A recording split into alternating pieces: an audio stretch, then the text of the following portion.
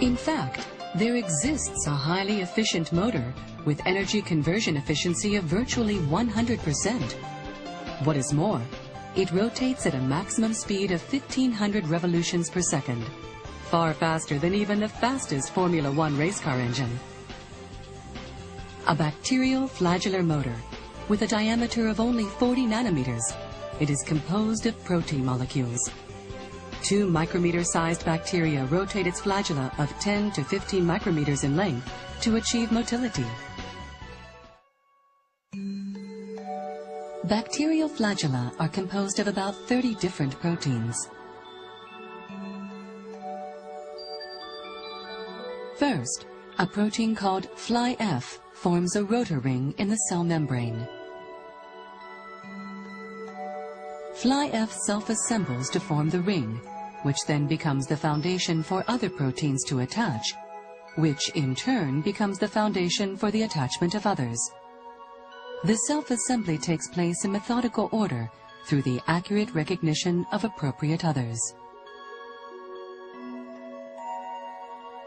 With a motor in place as the foundation, the filament that acts as the propeller is then formed of proteins called flagellin. With the help of a capping protein at the tip, flagellin molecules, sent out from the cell body through the central channel of the motor, stack up to form a helical tubular structure.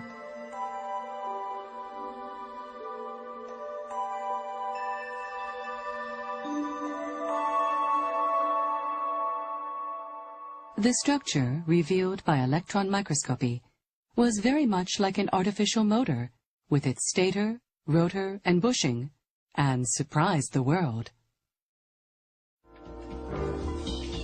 Image analysis of electron micrographs of straight flagellar filaments led to a 3-dimensional image near atomic level. The central channel of the filament was extremely small, only 2 nanometers in diameter.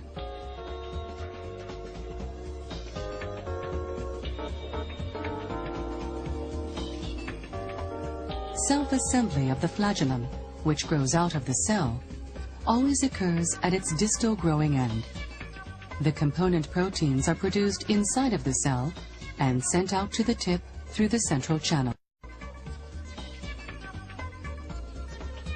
The proteins are unfolded for insertion into the channel and then refolded at the distal end. Where then is the export apparatus? Research on flagellar protein export had been progressing extremely slowly until recently.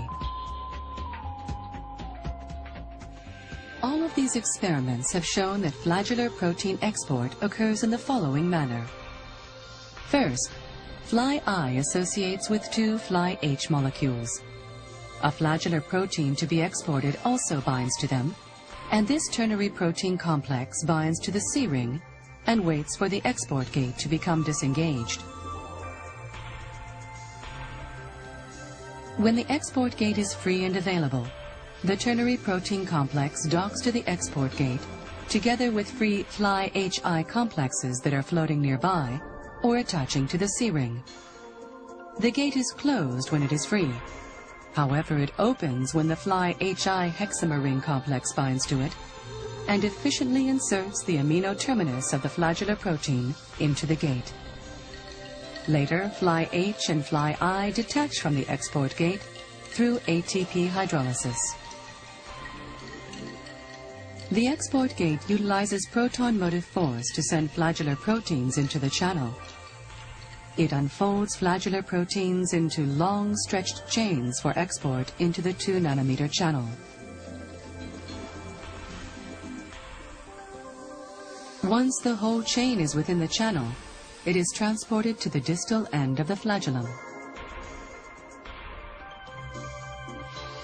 Meanwhile, the Fly-HI complexes that have detached from the export gate bind another flagellar protein and bring it to the waiting circle on the C-ring, repeating the cycle of binding and release for efficient export.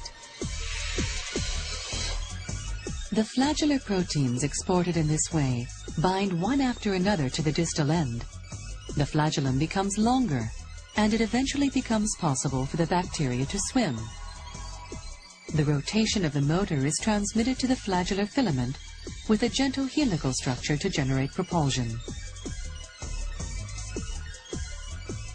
The hook acts as a universal joint, so that the torque can be transmitted regardless of the orientation of the flagellar filament.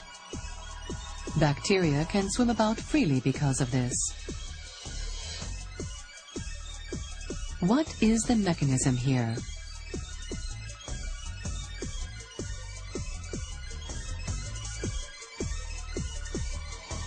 The structure of the hook was studied in detail to learn the secret.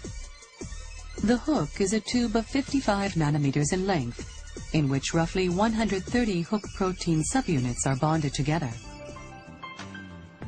This is the atomic model of the hook. The D2 domains of the hook protein are strongly bonded to one another on the hook surface to form the right-handed six-stranded helices, much like a spring, and they form a kind of mesh structure with the D1 domains on the inside. This is what brings about the rigidity against torsion.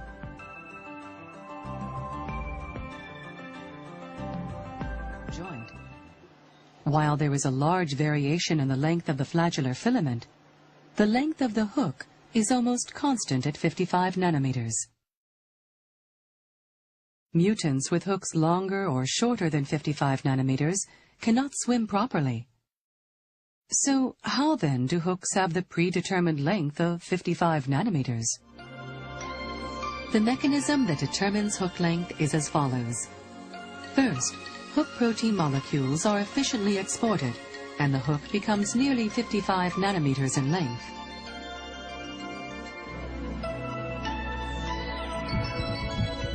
The autocatalytic cleavage of Flu-B slows down the export of hook protein. Then several Fly-K molecules are exported to measure hook length.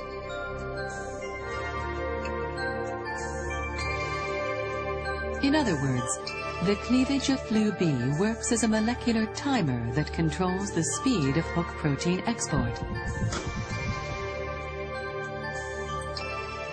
As you can see, the precision mechanisms for constructing biological nanostructures are becoming clarified.